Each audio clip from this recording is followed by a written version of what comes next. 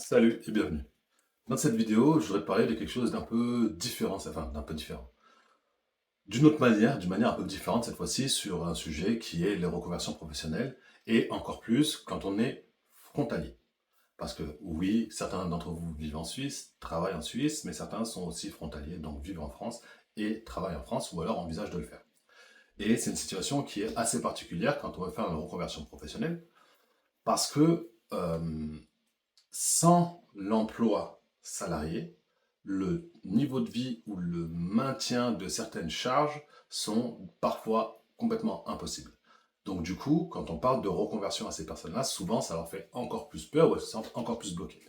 Alors que la situation, elle peut être vraiment problématique en cas de pépin. Parce que si les ressources s'arrêtent, comment maintenir les charges, les crédits, les leasing ou je ne sais quoi. Et c'est quelque chose que je connais très bien parce que je connais énormément de personnes qui sont dans cette situation-là, qui auraient souhaité par exemple déménager à un moment donné ou mettre leur logement en location, mais ne le pouvaient pas parce que par exemple le montant du loyer ne couvrait pas le montant du crédit.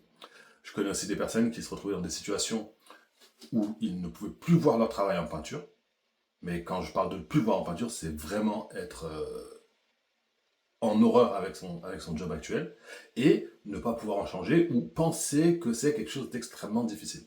Et encore plus de lancer une activité en parallèle, ce qui est un vrai sujet. Donc il y a beaucoup de choses qui se passent d'un point de vue numérique, c'est-à-dire c'est des calculs, des chiffres, combien tu as besoin pour générer, combien tu as besoin de générer, combien tu as de charges, etc., ce qu'il est possible de faire, à quel point tu peux les baisser, à quel point tu peux les moduler. Ça, c'est une première étape, elle est mathématique, elle est factuelle. Ensuite, il y a l'idée que tu te fais de tout ça. Parce que très probablement, tu es dans un domaine en particulier où chercher du job, c'est peut-être quelque chose où il n'y a pas énormément de place. Peut-être que tu as un âge où tu te dis qu'une autre entreprise ne te recrutera pas parce que tu es trop cher. Peut-être qu'aujourd'hui, tu as un niveau d'expérience qui te fait dire qu'une entreprise ne te prendra pas au même prix parce que tu as évolué en interne. Tu n'as pas forcément des diplômes qui valident ton statut aujourd'hui. Donc du coup, ce sera difficile de trouver ailleurs. C'est vrai et c'est faux. Mais le plus gros sujet, c'est comment est-ce que tu vois les choses. Parce que si tu regardes un petit peu autour de toi, il y a des gens qui ont réussi à faire cette transition-là, qui étaient dans des situations similaires. Donc, ça veut dire que c'est possible. Maintenant, au-delà des données factuelles, comme je te dis, il y a ce qu'on pense être vrai ou ce qu'on pense être des choses qui nous bloquent dans une situation parce qu'on a une situation qui est trop particulière. Et c'est là où ce que je veux dire, c'est intéressant. Parce que quand on est seul avec soi, qu'on réfléchit depuis ce qu'on a dans la tête, il n'y a pas cet effet miroir qui nous permet de voir les angles morts de nos propres réflexions.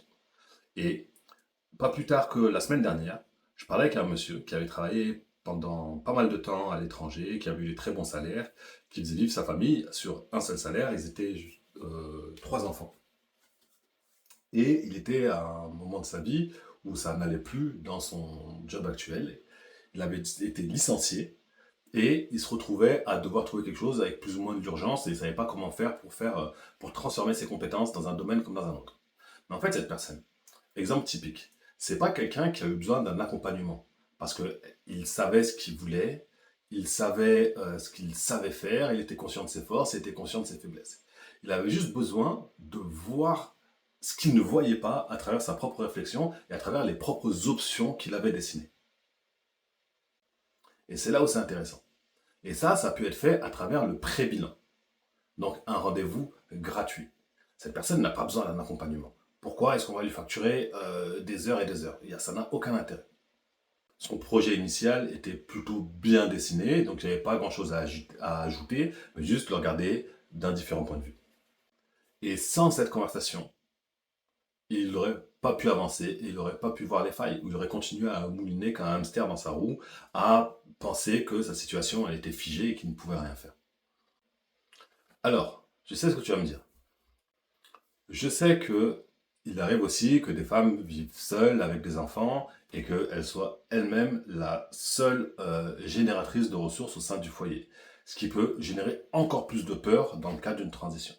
J'ai accompagné beaucoup de personnes dans ces situations-là. Et bien évidemment, on ne quitte pas son travail du jour au lendemain. Personne ne fait ça, c'est complètement fou.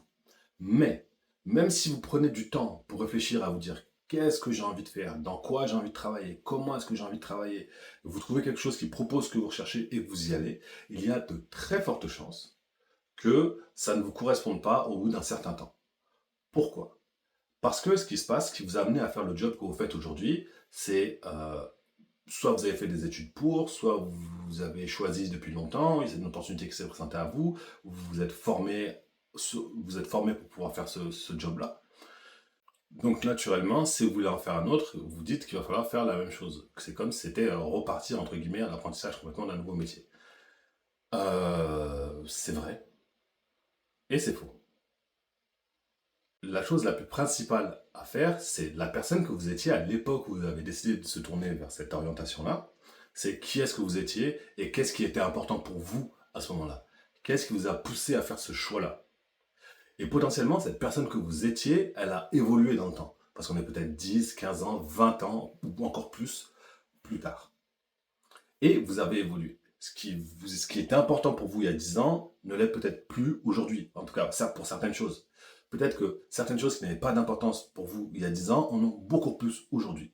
Donc c'est des choses qui sont à recalculer. Et pas juste par rapport à un intitulé de poste, mais par rapport à vous, qui est-ce que vous êtes.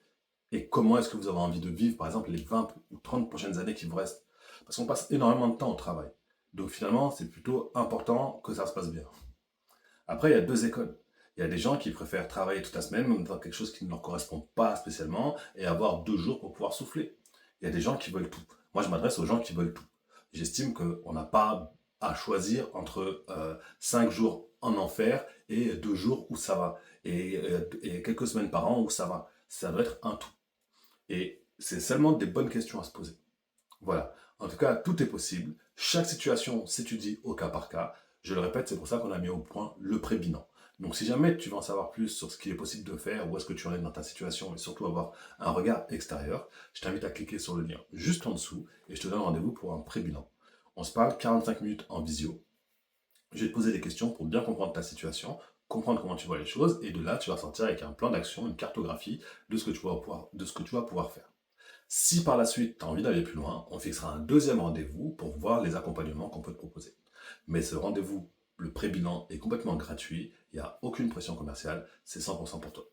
Donc, si ça te parle, clique sur le lien, je te dis à tout à l'heure, passe une belle journée, ciao ciao.